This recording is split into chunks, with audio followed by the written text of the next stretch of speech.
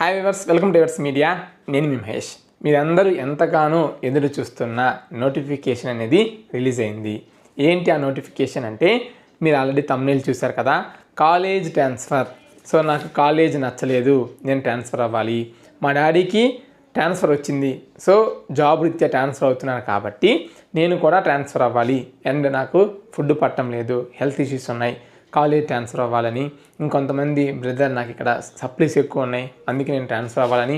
ఇంకా చాలా ఉన్నాయి అన్నమాట ట్రాన్స్ఫర్ పరంగా. అవన్నీ మనం వన్ బై వన్ డిస్కస్ చేద్దాం. సో వాటితో పాటు ఈ యొక్క నోటిఫికేషన్ లాస్ట్ డేట్ ఏంటి, స్టార్టింగ్ డేట్ ఏంటి, ఎవరెవరు ఎలిజిబుల్, ఇలా కంప్లీట్గా డీటెయిల్గా మనం డిస్కస్ చేద్దాం.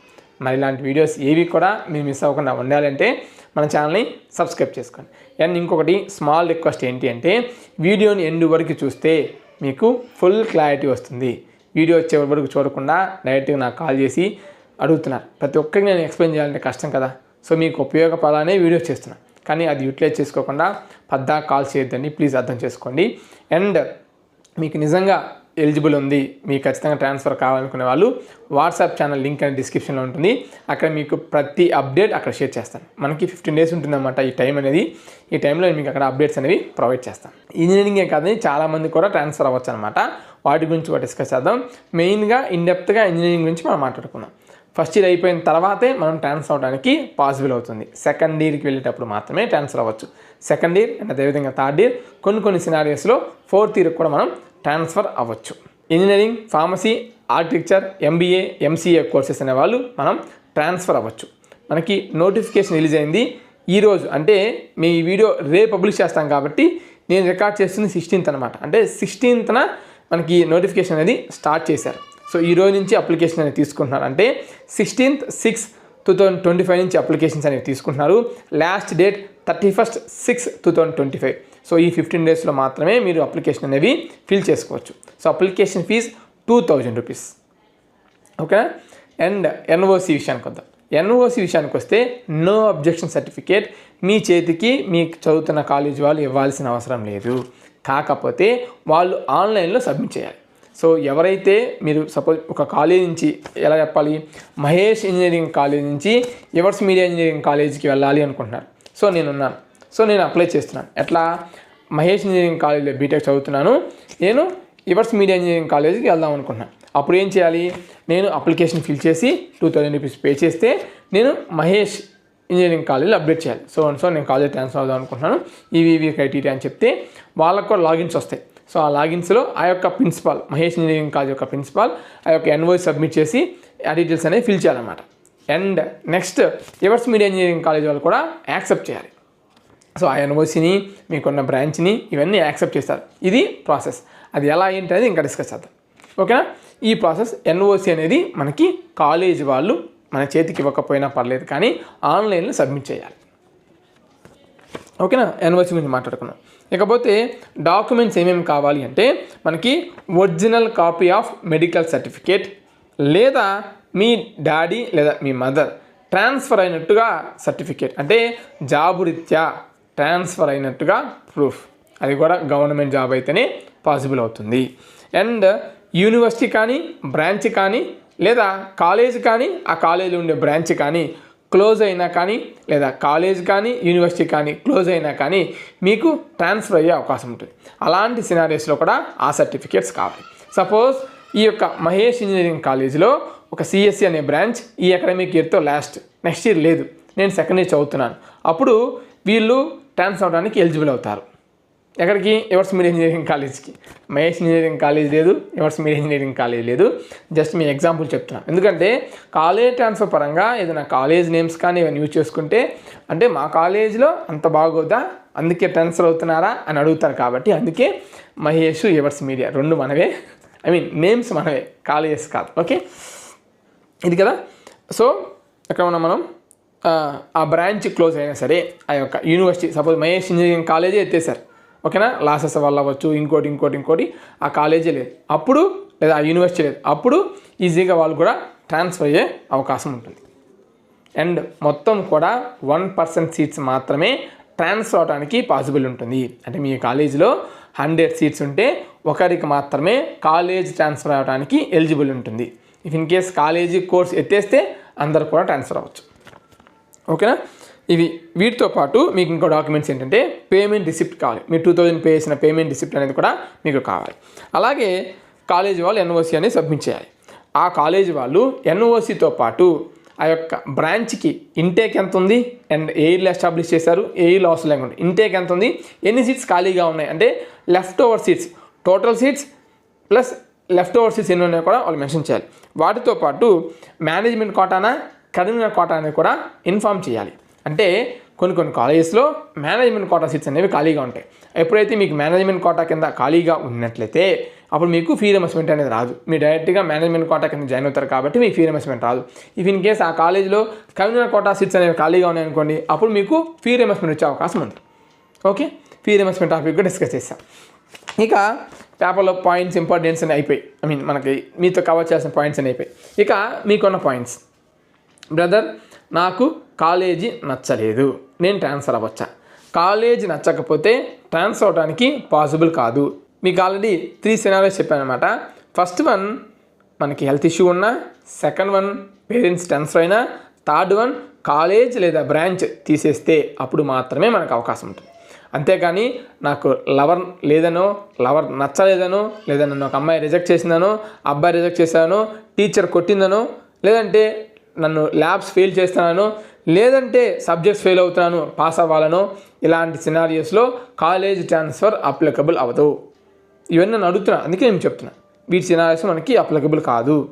అండ్ నాకు ఫుడ్ పట్టడం లేదు, హెల్త్ ఇష్యూ అంటే ఆ సంబంధించిన ఏదైతే హెల్త్ డాక్యుమెంట్స్ మీరు చూపిస్తే మీరు ట్రాన్స్ఫర్కి ఎలిజిబుల్ అవుతారు. నేను ఒక అటానమస్ కాలేజీలో చదువుతున్నాను అంటే ఒక అటానమస్ కాలేజీలో చదువుతున్నప్పుడు ఇంకొక అటానమస్ కాలేజీకి ట్రాన్స్ఫర్ అవుతాను, పాసిబుల్ అవుతుందా? పాసిబుల్ కాదు. నేను ఒక అటానమస్ కాలేజీలో చదువుతున్నాను, ఇంకొక నాన్ అటానమస్ కాలేజీకి వెళ్తాను, పాసిబుల్ అవుతుందా? పాసిబుల్ కాదు. నేను ఒక నాన్ అటానమస్ కాలేజీలో చదువుతున్నాను, నేను ఒక అటానమస్ కాలేజీకి వెళ్తాను, పాసిబుల్ అవుతుందా? పాసిబుల్ కాదు. నేను ఒక నాన్ అటానమస్ కాలేజీలో చదువుతున్నాను, ఇంకొక నాన్ అటానమస్ కాలేజీకి వెళ్ళాలి, పాసిబుల్ అవుతుందా? ఎస్. ఈ సినారియోలో మాత్రమే పాసిబుల్ అవుతుంది. అండ్ ఇంకొక చిన్న పాయింట్ ఉంది, అదేంటంటే ఈ 2 కాలేజెస్ కూడా ఒకే యూనివర్సిటీ కింద అఫిలియేట్ అయి ఉండాలి. ఎగ్జాంపుల్ చెప్తున్నాను, Mahesh engineering college, Evers media engineering college. Mahesh engineering college affiliated to JNTU Kakinada, Evers media engineering college affiliated to Osmania university. Osmania కాదు, ఆంధ్ర యూనివర్సిటీ. మనకి ఏపీలో ఉస్మానియా ఎందుకంటే ఉందగా, ఆంధ్ర యూనివర్సిటీ. సో ఈ 2 నాన్ అటానమస్ కాలేజెస్ ట్రాన్స్ఫర్ అవడానికి పాసిబుల్ కాదు. Mahesh engineering college, Evers media engineering college 2 కూడా JNTU Kakinada కింద కానీ, లేదా 2 కూడా ఆంధ్ర యూనివర్సిటీ కింద కానీ, 2 కూడా SVU యూనివర్సిటీ కింద అఫిలియేట్ అయి ఉంటే మాత్రమే ఈ 2 కాలేజెస్ నుంచి స్టూడెంట్స్ ట్రాన్స్ఫర్ అవడానికి పాసిబుల్ అవుతుంది. ఇది కూడా క్లియరా? ఓకే, నెక్స్ట్ ఇంకేం డౌట్స్ ఉంటాయి? బ్రదర్ ఏ కాలేజీలో సీట్స్ వేకెన్సీ ఉన్నాయి అనేది మనకు ఎలా తెలుస్తుంది? సో ఏ కాలేజీలో కూడా సీట్స్ ఎన్ని వేకెన్సీ ఉన్నాయి ఏంటి అనేది గవర్నమెంట్ చెప్పదు. మీకు ఏదైనా కాలేజీలో జాయిన్ అవ్వాలనుకుంటే ఆ కాలేజీలో ఒకసారి కనుక్కోండి. అండ్ అసలు ఏమేమి కాలేజెస్ ఉన్నాయి, ఆ డిస్టిక్లో ఏమేమి కాలేజెస్ ఉన్నాయి, వాటి కోర్స్ ఏంటంటే నేను మీకు మన వాట్సాప్ ఛానల్లో అప్డేట్ చేస్తాను, అవి చెక్ చేసుకోవచ్చు. డిస్టిక్ వైజ్గా నేను అప్డేట్ చేస్తాను, ఒకసారి కాకపోయినా డే బై డే మీకు అప్డేట్ చేస్తాను. 31st అనేది స్టూడెంట్స్కి అప్లికేషన్ లాస్ట్ డేట్, కానీ కాలేజెస్కి NOC ఇవన్నీ కూడా మనకి ఆగస్ట్ సంథింగ్ డేట్ ఉంది, ఆ డేట్ వరకు మనకి ఎలిజిబుల్ ఉంటుంది. ఆ డేట్స్ అన్నీ కూడా మనకి వాట్సాప్ ఛానల్ అప్డేట్ చేస్తాను. ఓకే, అవి చెక్ చేసుకోవచ్చు. ఇక స్టూడెంట్ అయిపోయింది, సినారియో అయిపోయింది, అండ్ కాలేజ్ పరంగా అయిపోయింది. ఇక ఫీ రియంబర్స్మెంట్.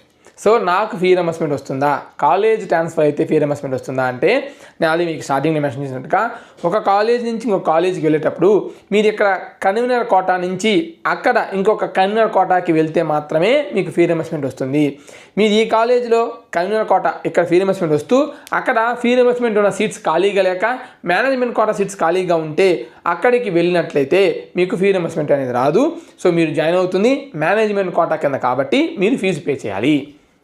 అని ఇంకో డౌట్ రావచ్చు, బ్రదర్ నాకు ఇక్కడ మేనేజ్మెంట్ కోటా, సో నేను అక్కడికి వెళ్తాను, అక్కడ కన్వీనర్ కోటాకి వెళ్తాను, నాకు ఫీ రియంబర్స్మెంట్ వస్తుందా అంటే లేదండి, మీరు ఇక్కడ మేనేజ్మెంట్ కోటా కాబట్టి ఆ కాలేజీకి కూడా మీరు మేనేజ్మెంట్ కోటా కిందే మాత్రమే మీరు ట్రాన్స్ఫర్ అవడానికి పాసిబుల్ ఉంటుంది.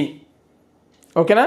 సో మేనేజ్మెంట్ కోటా వాళ్ళకి ఫీ రీయింబర్స్మెంట్ అస్సలు రాదు, ఓన్లీ కన్వీనర్ కోటా వాళ్ళకి మాత్రమే ఛాన్సెస్ ఉంటాయి. అండ్ ఇంకొకటి, మేనేజ్మెంట్ కోటా వాళ్ళు చేంజ్ అవ్వాలి అనుకునేటప్పుడు ఒకసారి మీ మేనేజ్మెంట్తో డిస్కస్ చేయండి. మీకు ఎన్ఓసి ఇవ్వకపోవచ్చు అంటిల్ అన్లెస్ మీకు వ్యాలిడ్ రీజన్ మీ పేరెంట్స్కి ట్రాన్స్ఫర్ అయితే తప్ప, లేదంటే హెల్త్ అనేది గట్టిగా వ్యాలిడ్ రీజన్ ఉంటే తప్ప వాళ్ళు మీకు ఎన్ఓసి అనేది ఇవ్వరు.